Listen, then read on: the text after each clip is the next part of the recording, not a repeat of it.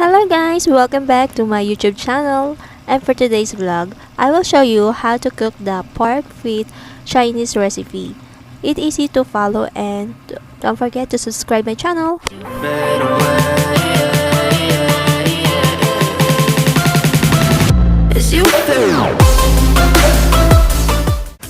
Papakita ko po sa inyo paano magluto nito. Una, maglagay lang tayo ng mantika. Painitin lang siya ng mga ilang minuto.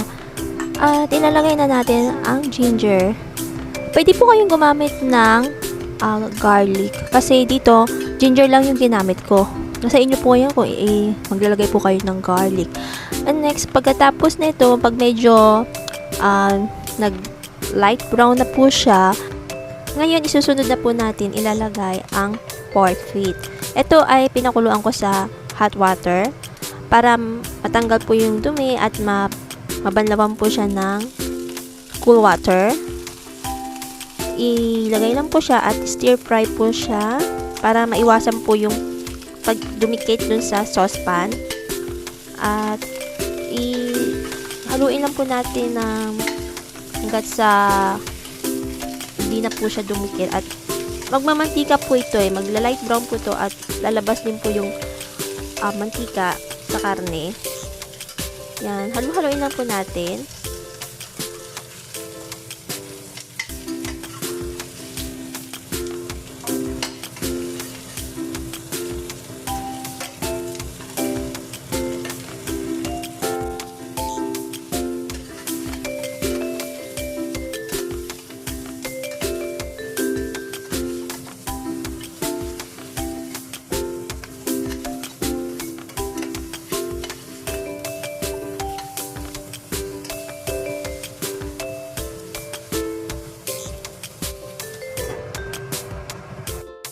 Maglalagay po tayo ng abalone.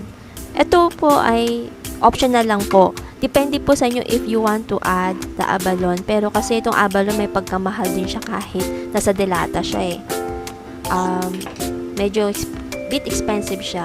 Gusto ng aking employer maglagay nito sa pork feet. Kaya ito, nag-open ako ng dalawang in-can na abalone.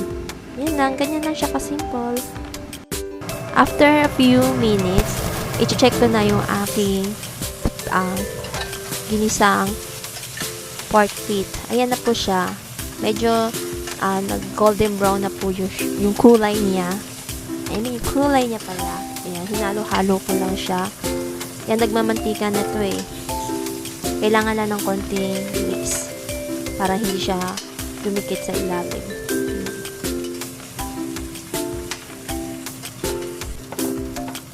Kapag medyo half cook na siya, yan, ihalo ko lang siya ng konti dito kasi para make sure na pwede na siyang lagyan ng tubig.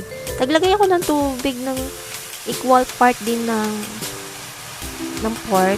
Kailangan din medyo madami-dami siya kasi papakuluan natin ng almost 1 hour in a low fire to. Kaya kailangan very tender to kapag once na ilalagay natin yung yung sauce.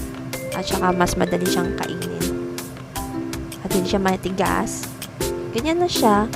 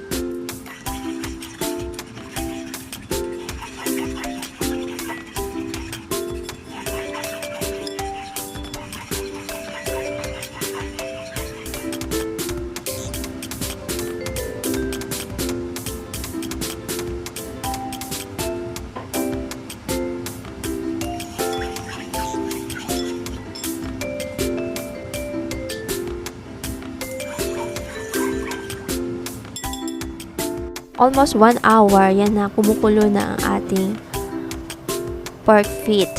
Ayan, nakikita na ninyo. Make sure na kailangan may tubig pa rin siya. Kasi kung sakaling naubusan, mag-a-add po kayo ng hot water para maiwasan po yung masunog yung karne. Ayan, hinahalo-halo ko ng konti to make sure na okay na. And then, ibubuhos na po natin yung marinated sauce na ginawa ko kanina. And mix well.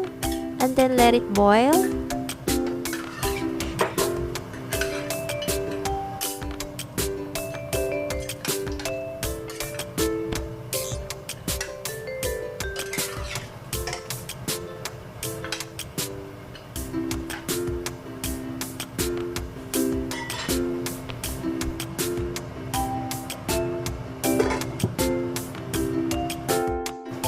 Ayan guys, tingnan na po natin yung niluto ko pong pork feet. Ayan, kumukulo na po at mukhang masarap.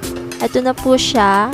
After na buhos natin yung sauce, make sure na meron pa po siyang sabaw. Kung sakaling maubos na matuyuan, lagyan lang po ng konting hot water. At ibubuhos po natin ang abalone.